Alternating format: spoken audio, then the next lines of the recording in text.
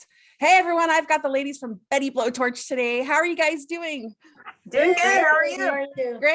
Great. So I'm super excited that, because being the power of Zoom, we can all meet up together. And I've loved Betty Blowtorch over the years, and you guys have been doing some new stuff. And I wanted to talk to you guys to find out what you've been up to and what the fans need to be paying attention to.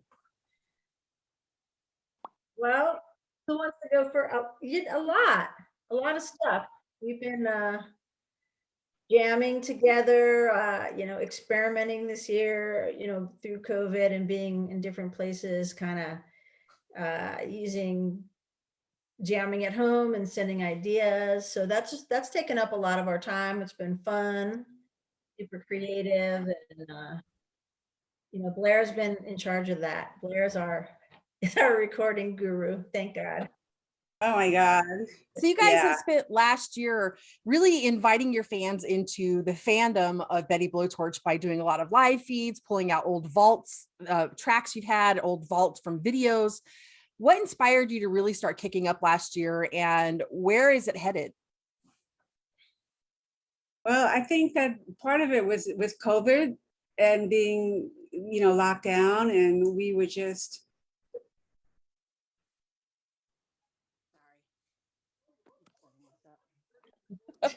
Sharon's making me hear a big echo on myself, so it's like kind of throwing me like it's crazy. Sorry, it kept falling off my screen. Sorry about that. And anybody watching when we post this is what it's been like through the Betty Blowtorch live feed. So life is messy. Let's have fun. It's rock and roll. Yeah. So I mean, pretty much we've been Judy's been doing the video end of it, and but being locked down, we were supposed to do some shows, and like we couldn't do the shows. We decided to kind of dig deep and see how we can still stay connected. And that's where the video stuff came from.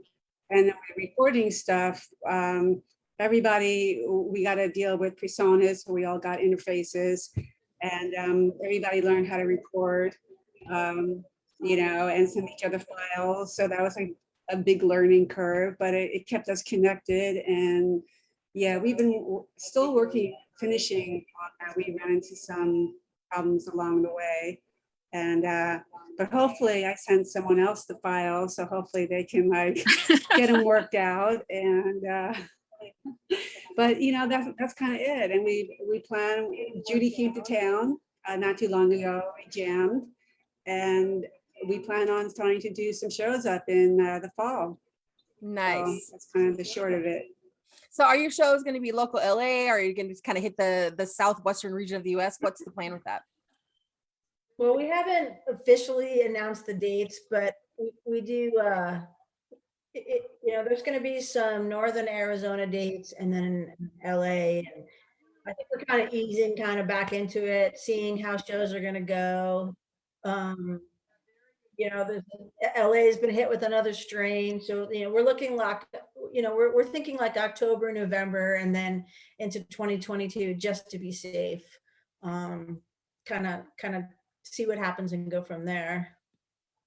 So it's not the 90s anymore. What is music for you now as Betty Blowtorch? Because before it was really fierce, wild, and crazy lyrics and just insanity. Is it going to be along the lines of that insanity still, or are you a little tamed down more? What's the mix going to be?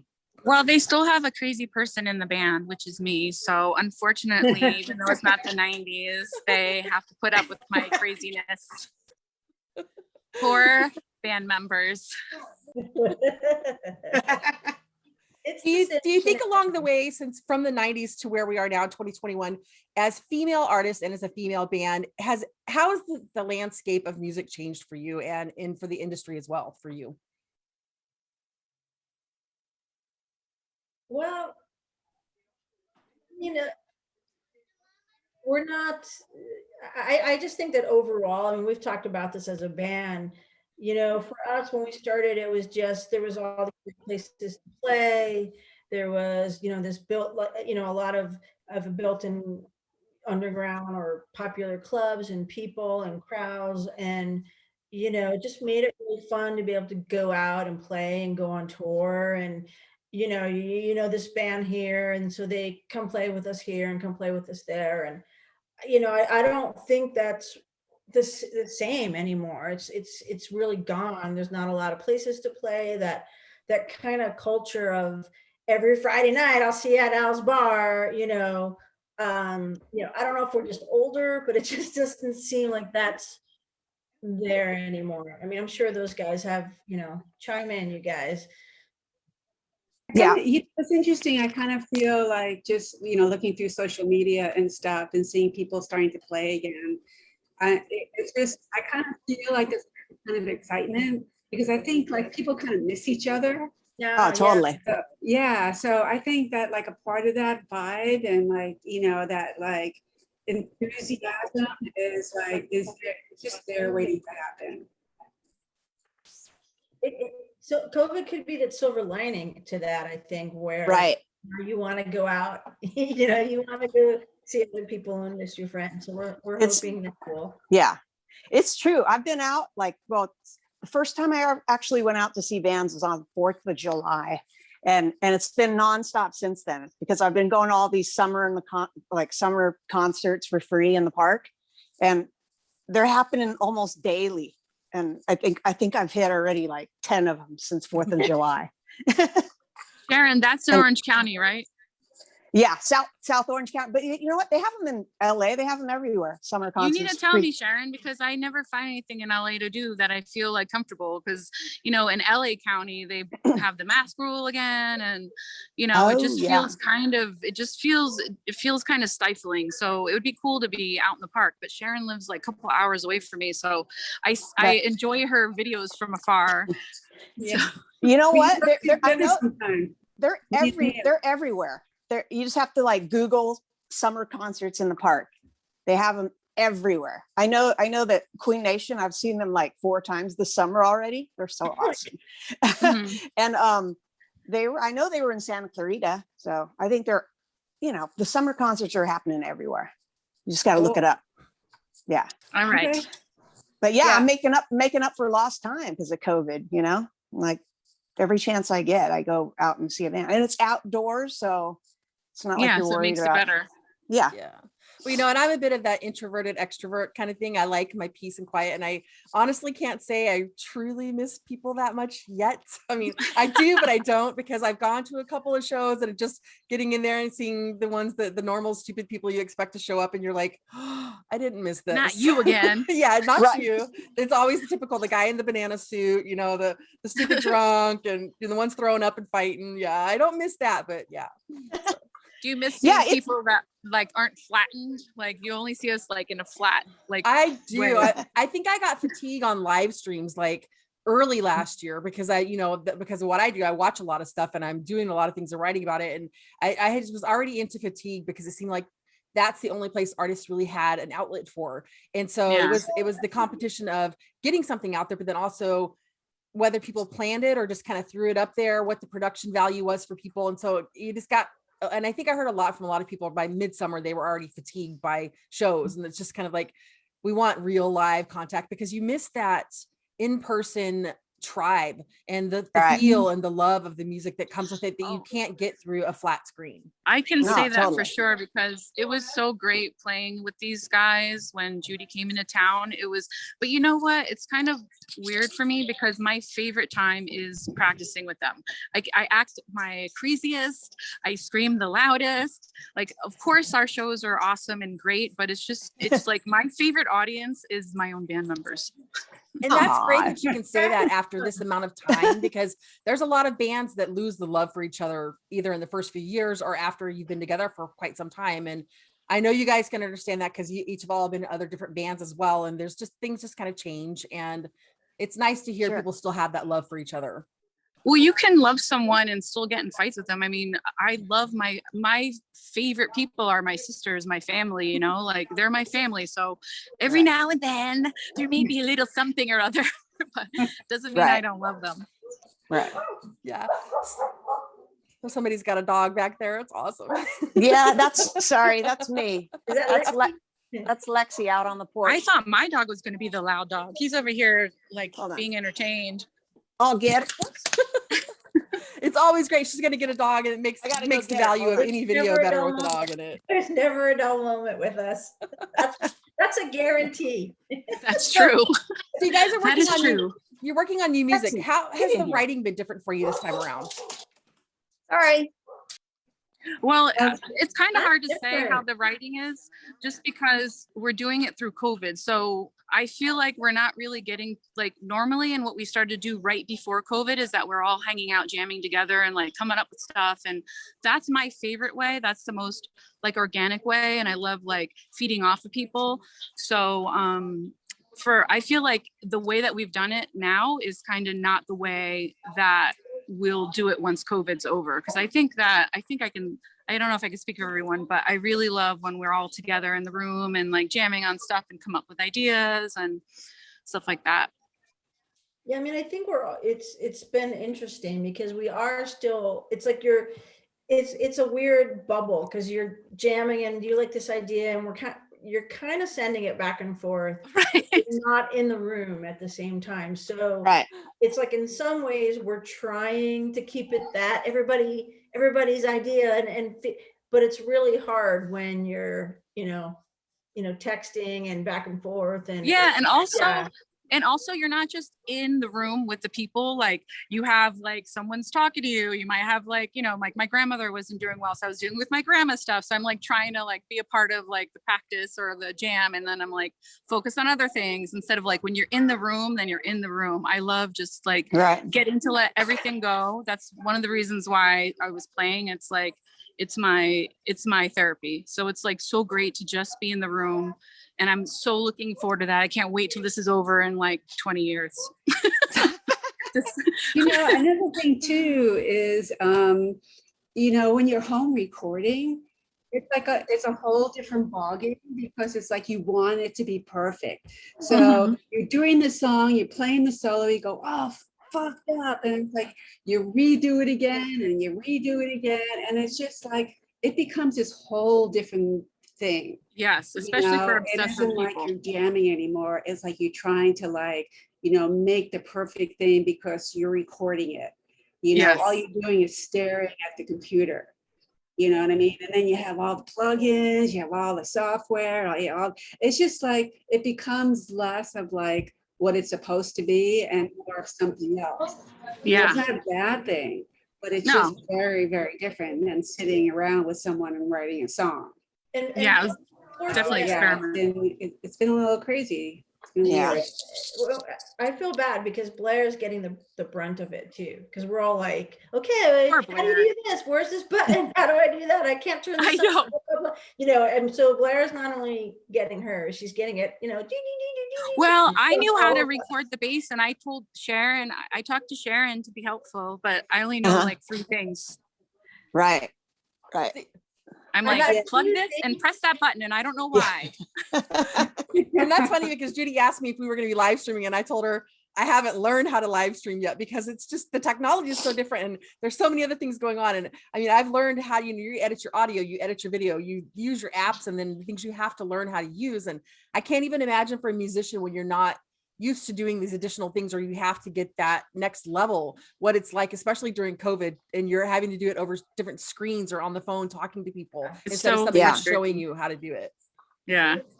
I mean, I have to say, as a teaser, I don't know who came up with the idea of because Blair had all these like amazing ideas and we're like, let's do it. And then Sharon, and then it was like, wait a minute, without being in the room. And it's like, this is song 3, this is song 7, this is the banana song, whatever. Exactly.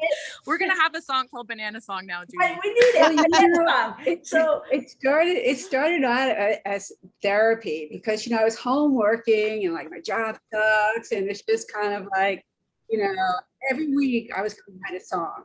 A riff, and they were all great. And every week they'd get a new song or a new riff, like every week for like 2.5 months.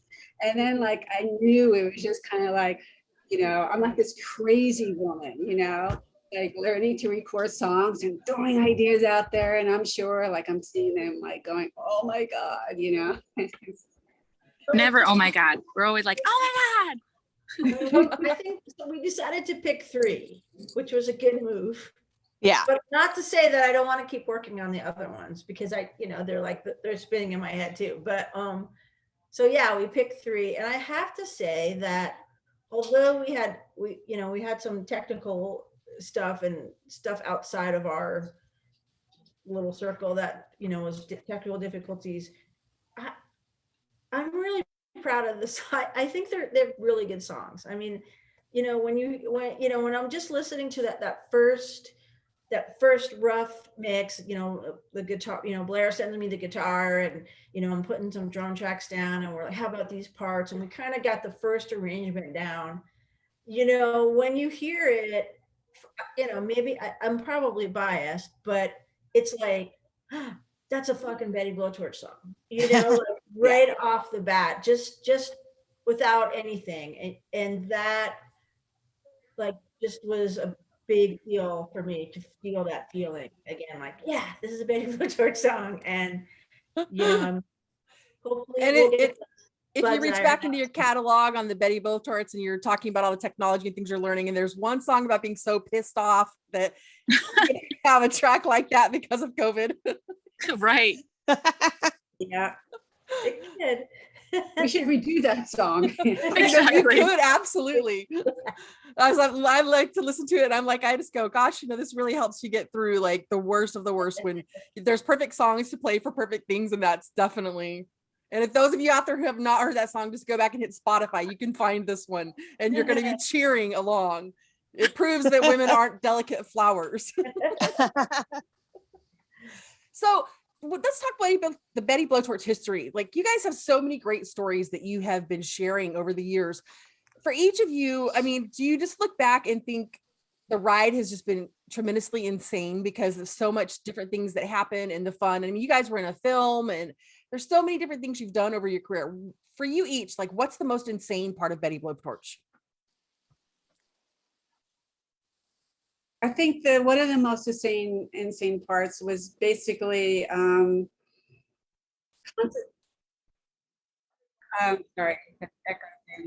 Yeah. constantly touring.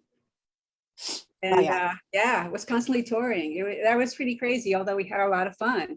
It's kind of like, we'd get bookers and they would just zigzag us across the country. It was just like, like 12 hours later we'd be one place, and like next day 12 hours later we have to be someplace else, and we'd say, so that was kind of like the craziest parts. I think is just driving like right. I agree. And I think it just wears on you. We're not in a bus. It's just us. So like, I think the craziest thing we did was we played Denver one night, and then we had to go to Portland to play the next night. So it was like a 20-hour drive that we had to do, 24 hours or whatever. And we had the RV on that tour. I mean, James was with us.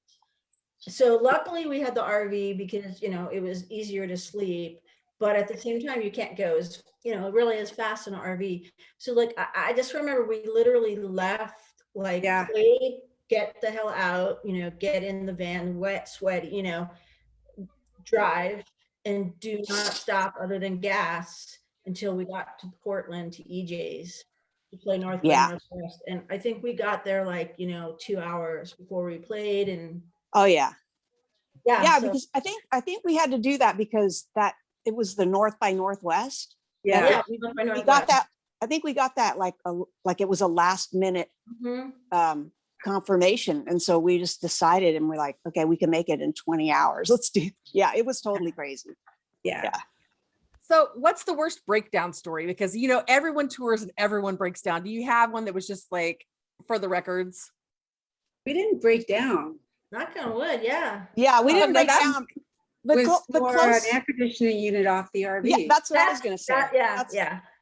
That's what I was going to say. Yeah. We were at a motel, and you know how you have the I don't know, you had to kind of drive underneath the thing in front of the lobby, and we were convinced. Yeah. Like, can we make it? Yeah, just go. I don't think We can drove make all it. night, We can you make know? it. We can make it. We can't Yeah. make it. Yeah, knock that thing right off of there. So we had to luckily we were able to find a place that you know, gave us another RV, Well, exchanged remember, it. we and- had to trade it in twice because they Oh, gave us another RV, but it was like a smaller one or something. Do you I remember don't that? remember that. I And don't we remember that. And we couldn't get up the hills with the trailer. Oh, Yeah, I remember geez. that. And Bianca had, like, you know, totally decorated the whole thing again. We had to decorate it all and trade it in again because we were like, you know, trying to get up the hills and everyone was passing us like, oh no, this is not gonna work. Yeah. That was crazy. So That was fun. what is something you guys haven't done as a group yet that you still want to do? Europe. Europe would be good. Be on a bus where we don't have to drive around. Yeah. Get out of That'd the be van. the one. Be on a bus with a driver. Yeah. Right. Right. That's And awesome. Europe for sure. Europe. Yeah. When we did the Warp Tour, and we were, you know, there were very few buses. There was a bunch of buses and very few vans. We were one of the vans that we would pull in, and all the buses were lined up, and we were in the middle of all of them. It was Little hard. van. It was really hard. You know, it's funny that you say Europe too, because I think that a lot of people have probably not really realized Betty Blowtorch is still kicking around, and what you guys are making new music and that you're out there. And I think this is a good time for anyone that's catching this and watching this. If you want to book Betty Blowtorch, hook them up, because Yeah. these women are amazing artists, each of their own, but as a group, you can't get a better show. So if you're looking out for next year for booking, guys, you got to get Betty Blowtorch on your gigs, because it's going to be a great show and lots of great music and lots of fun and lots of energy. Yay. Yeah. Right on. Thanks, Diane. Yeah. You know, because, you know, I've seen all of you guys in separate different things too. And so I know you guys have this magnitude of energy and just the love for the music that just comes through so well when you're playing. Right. I That's feel a really- wonderful compliment. Thank you Yeah. for that. And I do feel like it was, we have all done other things too. You kind of do your thing, but to me, it's full circle, and I'm really happy to have the time to dedicate to this band. Yeah. It's not like, oh, I'm playing that weekend already, or, oh, I have 3 shows that month already. And, Right. I'm happy to just be able to be like, let's do it. Yeah. Yeah. There's a certain excitement. Now we're Yeah. just trying to lure Judy into LA. That might be kind of tough. You never know. You That's never what she know. said, at least to us. You never know what can happen in the future. I mean, Yeah, That's you right. never know. So let's talk merch and what people can get their hands on, because I'm sporting the Betty Blowtorch Bianca tee here.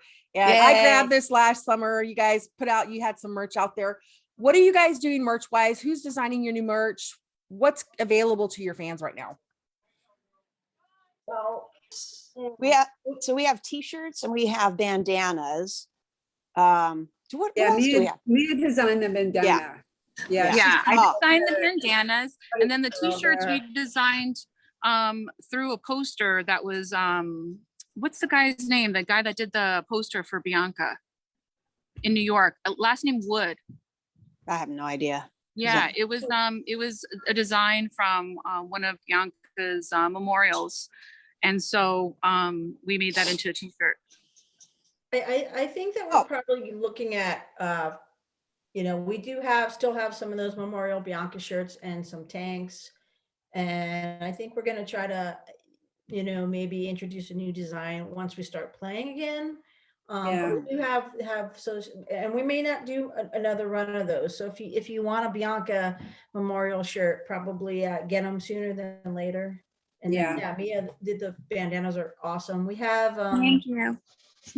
We still have posters, right? Yeah, there's posters and we still have flats. posters and some flats, and then every now and then I'll find something in a bin, like, oh, here's 5 of these, or so if you check the merch section on our webpage, it'll show you like what's in stock, what we still have. I think there might even be a section of like one of a kinds or three of a kind, Right. you know, stuff that we have very low inventory on. So, All right. Like shot glasses and And I'm rulers scanning through that right now are and in I internet. see you guys have a VHS on there. Oh, what? Oh, God. Yeah, you've got a Betty Blowtorch anthem on VHS. So have some Oh, of those. wow. that's cool. Like, cause I still own a VHS VCR. Like, shameful. Only because I'm still trying to transfer over some old videos, but I still own one. No, that's cool. That's totally cool. Yeah. I mean, I've I opened. wanted, Go ahead. I Mia. wanted to sell some pink toilet paper, but the guys nixed it.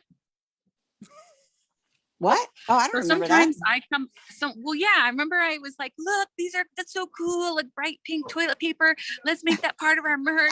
We can sign it. And everyone's like, Yeah, well, you know what? We might visit that idea again. thanks. Yeah, that's awesome. So anything you want to say to the fans that have followed you all these years and fans that are definitely going to be getting rejuvenated and finding you now? Just thank you. I mean, it's really very humbling, I guess, very appreciative. Just, it's amazing how many people, even from the very beginning, are still, you know, behind us and supporting us. But not only that, but how, you know, now their kids are listening to us, or, you know, their nephew, or it's, I mean, I feel really super lucky to, you know, be in the band and to have the fan base that we have. I mean, it's pretty incredible, I think. Yeah. Totally. I love talking to people. I love when they message me and just want to talk about the band. It makes me really happy to know that people care what we do. Awesome. Yeah. You know, and I know it's important too, because you're saying like people bring their next generation, and I'm in that in the phase of my life where, you know, my son's already grown and I have grandchildren now that are one's about to be 6 and the other's turning 3 tomorrow. And I am fostering them into their own music. And my granddaughter is absolutely in love with heavy metal and rock and roll. And yay, I mean, she can't get enough of it. And she's always asking me, you know, show me something new that has women that I can see, so I can see myself as, you know, a role model, somebody that looks like me that I can recognize when I see this. And so it's funny. I mean, she loves the guy bands. I mean, she loves Kiss. She thinks Gene Simmons is the prettiest lady out there, you know. But it's important to her to find women artists that she can relate to. And I think it's something that's great to hear when artists even mention that they recognize that they're seeing that in their own fan base, that they're noticing and recognizing that these next generations are coming along with the band, because it's important for these kids to realize that they are being seen too. Mm-hmm. Right. Definitely. You know what I found was like shocking and flattering was, I can't believe how many bands cover our songs. Yeah, that's true. I mean, I had no idea. So it's pretty crazy, you know, when we started kind of getting back into everything, and, you know, you're registering and you're like, wait a minute, who's this? You know, but yeah, there's a lot of, it was very flattering to think that, you know, these younger bands are, you know, covering some of our songs. So that was also pretty interesting to see. And it's funny that you say that, because I did an interview last year, and I actually just sat down last week and had another interview with this artist, Carly Fox, from a band called The Rumors out of Illinois, and they're a punk rock band.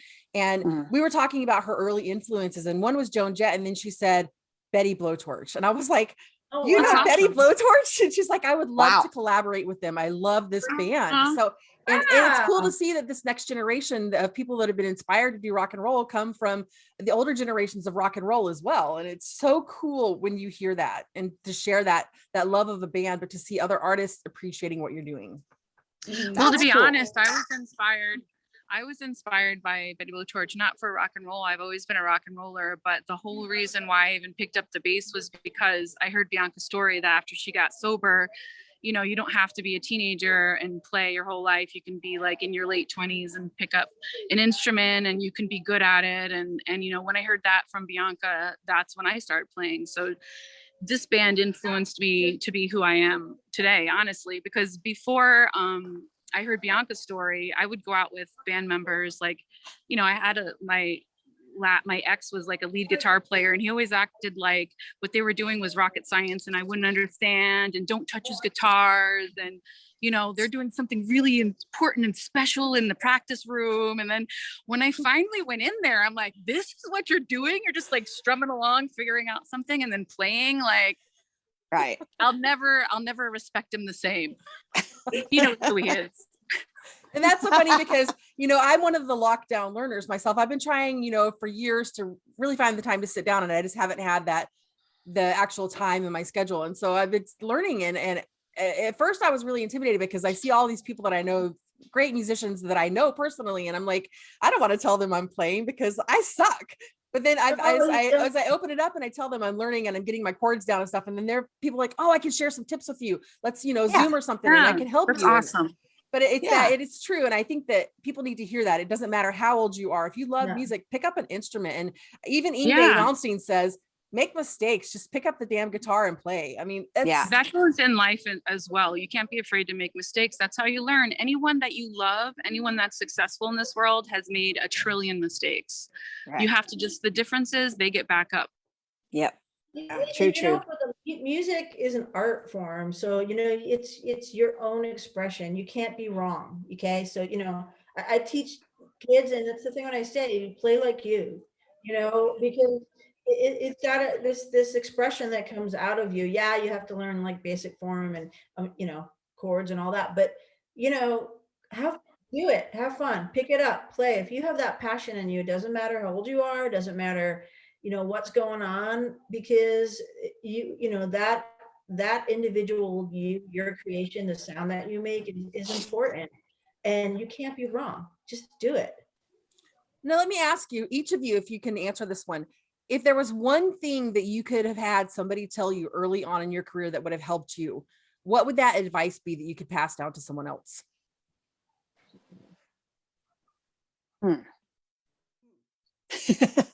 Let's see here.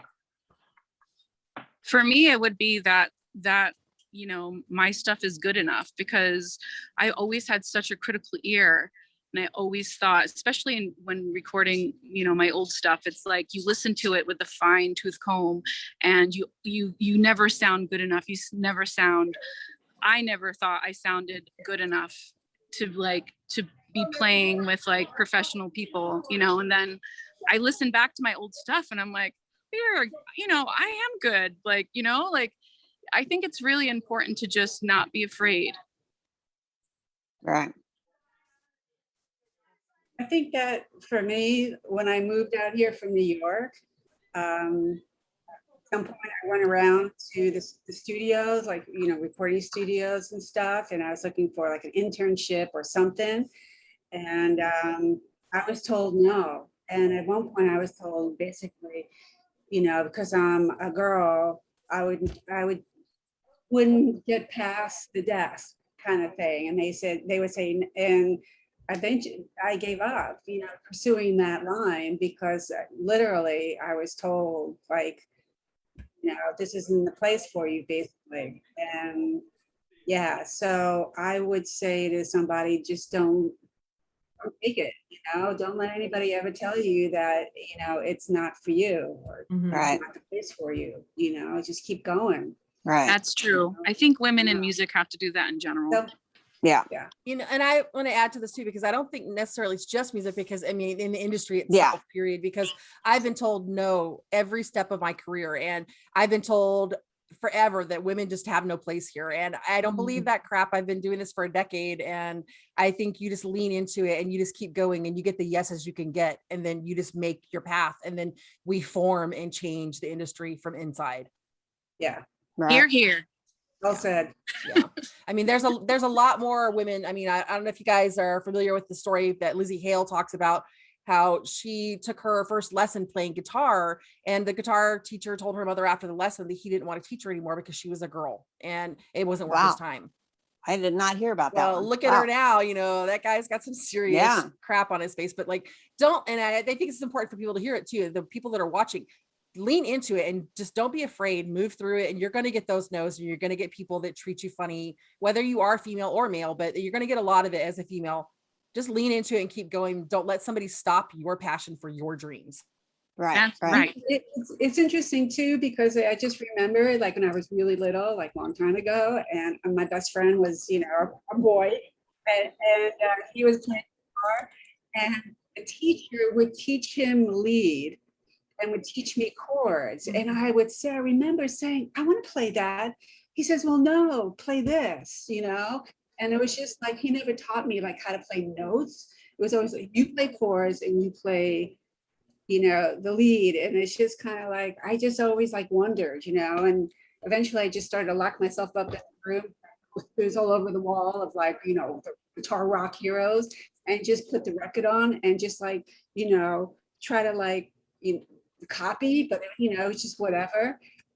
I just kind of like started to teach myself because you know. Yeah, and I'm like that. That was kind of weird. I remember that. I've got chord charts over here on my lean over here. I've got chord charts for both my bass and guitar over That's here. awesome. It's for me, it's, you know, Gretchen Menn. I took a course with her and Jennifer Batten, and she talked about how you need to every day spend time going over the notes and the chords to get them down. You learn them, you spend that day every day, just a few minutes learning them. And it's helped me a ton, but you have to have it in front of you, and you have to have your guitars and bass out where you can reach them and see them, because you're going to grab them and play them when you see them. That's instead true. of keeping them in their containers and locked away in your closet. That's how I learned how to play. That's how I learned how to play, always having them out. And now that I'm learning, like I'm getting my chords and stuff, I've gotten them pretty much down a lot of things now. And I'll be hearing music and I can pick out what the chords were they playing. And I'm like, wait, I can actually do that one. Unless of course you have to do the full fret, then I'm screwed, because what is it? The B's and the F's get me because my fingers don't want to stretch, but you have to make that space for it. Yeah. You have to make the space to hear it and learn it and practice it.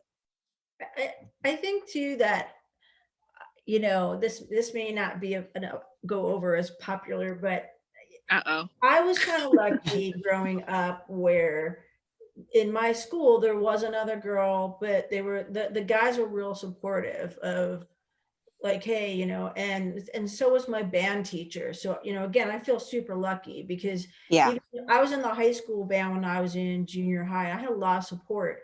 And then I joined my first, you know, I had a band, you know, with the guys at the school. And then I don't know how, but anyway, I got set up for this audition with this band, and, you know, they were all older than me. They were in the early 20s, and my mom had to drive me because I couldn't even drive yet. Wow. And that's really where I started to witness, you know, it was interesting because I thought, you know, hey, this band is the greatest band in the world. And you know, I was so lucky to have two other strong females at the time, because it was the first time I was witnessing like your band, like, I'm not going to talk to you because you're in a girl band.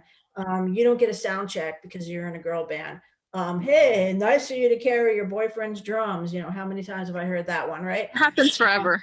And, you know, even to the point of, you know, and this is even in New York, which you would think, you know, I lived in New Jersey, played in New York, and put my drums on the stage, have somebody take them off the stage because girls don't need to play. So, you know, it's a shame that we have had to experience that, but it really helped me to have two other strong women in the band to show me you don't have to take that. And my point being that I would wish and I would hope that girls and female musicians try to remember to support each other. We're not competing against each other.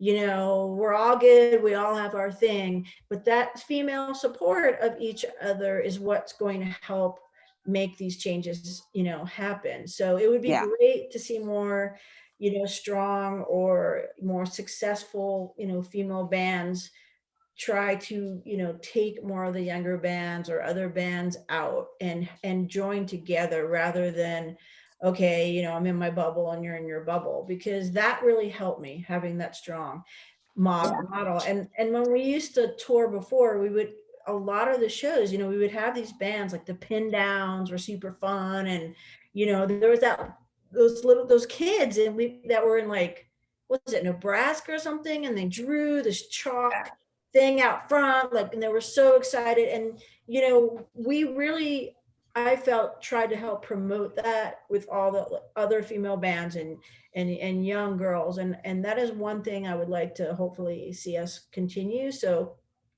when you say, hey, someone is influenced by us, you know, we don't know. So, you know, let us know.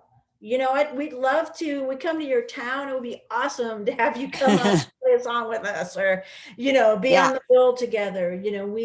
We did that before, and I'm sure we would all like to continue to do that. Yep. There's always room for us all to shine. Yep. Yes. Carly Fox, I'm going to be reminding you when they come to your town, Carly Fox. Because I know she would love it. And I love that you say that too, because it's really important. And I think that a lot of people think that women are competing against each other or fighting each other in this industry. And more I see the positive sides where women are really stepping up to each other. I mean, Battle Bees totally. just posted something to their page this week about another artist that had run into some issues where they were having issues with men doing things to them as an artist during tours, and it's not okay. And it takes people actually putting it out there saying, let's stop this and let's bring eyes to this, because it should not happen. You should not go to work and be harassed simply because you are a woman. And then there's bands like the Butcher Babies who do a phenomenal job of supporting other women. They have playlists out there that they bring in other women. It's called the Sisters Who Slay. It's Heidi Shepherd's on Spotify, and she puts women artists in this list. And it's not bands that are solely women bands, it's a mix, but to celebrate the fact that there are other sisters in this making music. And they even got a tour now coming out. They're getting ready to go on tour, and they've got Infected Rain. They've got a female vocalist, and then Stitched Up Heart with another female vocalist. It's really cool to see the sisterhood that they try to bring other women up with them. And it's super important. And it's not to say out there to the men watching this that there's no support for men or we're dogging you. It's not. It's just that the fields need to come up to 2021 to realize that women are professional musicians, and you shouldn't get thrown out of a venue or asked if you're the girlfriend. I mean, I know I've worked shows and I've had a laminate and I've been thrown out of venues because they weren't sure I was working with the band. And I'm like, how does having a laminate on me saying that I have all access because I'm working with the band not say I'm with the band? And that's just, it's got to stop. Yeah.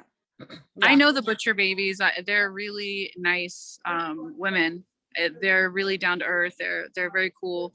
And, I could see how they could have a lot of trouble too, because that's the other thing is that they're super pretty and, the outfits that they wear. And, I've heard it myself where people are like, Butcher Babies, what do they know? But they're very intelligent, women. So yeah, it's like, I wouldn't put them down.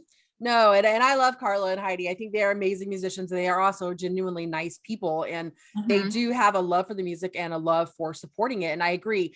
You shouldn't be discriminated against or even looked at funny because you go out on stage and you may be gorgeous and you may have your assets sticking out. That's part of your stage. It's your stage costume. It's your persona. You see these gals off stage and they're not always dressed like that. I've seen them many times off stage and they're dressed more conservative. Sometimes they're, and that's okay too. Yeah. And it's not like I've seen this. Oh, well, if you dress like that, you're asking for it. No, you're not. That mentality comes from people that are messed up. Are we still having to say that? It's insane, right? We still have to say it. There's the thing about consent, and there's that dressing like you want to dress is not an invitation to be groped. It's not an invitation at a show to have some guy stick his hand up your skirt to grab your boobs. I mean, and the mentality needs to stop. And I think there are a lot of male artists who are doing a great job of recognizing this, and they are calling people out at shows and telling them to stop doing the garbage, telling their own fans to stop treating women like this. And it takes that community. So I think we're making progress, but we're not there yet. Yeah. So, and Sharon, I should ask you, did you think of anything that you would say would be the one thing you would like somebody to tell you early on in your career? Oh God. You know what? My first band was with all guys, so I never really got the whole girls can't do it. And actually the first probably 4 or 5 bands I was in was with all guys and I was the only girl. But I don't know. I think just in general, music or whatever career you get into, just do what makes your heart and soul happy, I mean, no matter what. Absolutely. Just go for it. Yeah. And that's great advice and a great way to wrap it up. Guys, you've been watching me talk to the ladies of Betty Blowtorch. We've got Blair, we've got Mia, we've got Judy and Sharon. There's going to be some new music coming. They're amazing artists. You've got to catch what they're doing. Go back and catch up on what they've done over the years. You guys can find them online. They are on Facebook. You can find their website. Their Facebook is Betty Blowtorch Official. Find them on Spotify, stream their music, connect with them.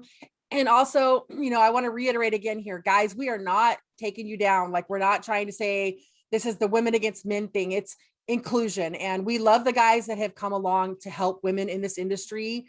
And we love the women that are bonding together. It's just a music community. Let's have more tolerance and acceptance and have a great time making great music. Oh, and speaking Yes. of other women, I'm wearing, see this shirt I'm wearing? It's a Corey Parks shirt. She's an amazing sweet. bass player. She's doing I used to apprentice with her, and she's doing her own thing now. She's doing a lot of really cool t-shirts. So I would check out Corey Parks. Yes. Awesome. You know who Corey Parks is, right? Yeah, we know Corey. Yeah. I know Judy. I do. Yeah. Yeah. Any other gal artists you want to call out while you're at it? Because I know there's a ton of great ones out there, but it's always great to hear from other people who they're listening to.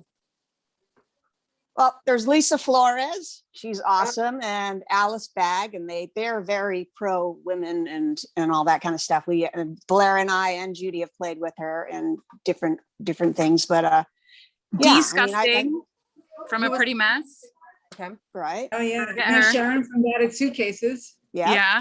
And then Luscious, what is that, Judy? I'm so bad with names. The Arizona band. Venomous Pinks out of Phoenix. Yes. What'd you say that name was? Sweet girls, really. Venomous Pinks. They're Venomous out Pinks, of okay. Phoenix. They're punk rock. They're awesome. Really great band. Nice girls. They have a podcast, Sound Sisters podcast. They're really check out that band. Keep your eyes peeled for them. And then there's So Unloved from San Antonio. We love those girls. Oh my God, we're gonna forget some awesome I know. people. So If we forgot you, we're sorry. I'm trying to think. I just think it's great to do some shout outs because I like to ask artists in their own areas, like, what are the bands you're listening to? Who are the people that need to get a shout out? Like, it's always cool to see the camaraderie because I think that we need to bridge the fact that it's not competition. There's so much good stuff going on and we can all share the limelight with somebody. yeah, Susie Moon. Sure you know about her. Yeah. There's so many. I'm afraid I'm gonna forget everyone. Look on my friends page. You'll see them all there. That's awesome. So one last question. When do you think the album, targeting kind of when the music's going to come out? I think it's more like, EP-ish or maybe a couple songs at a time. Yeah. Like Blair was saying, we have a new person involved, so Yeah.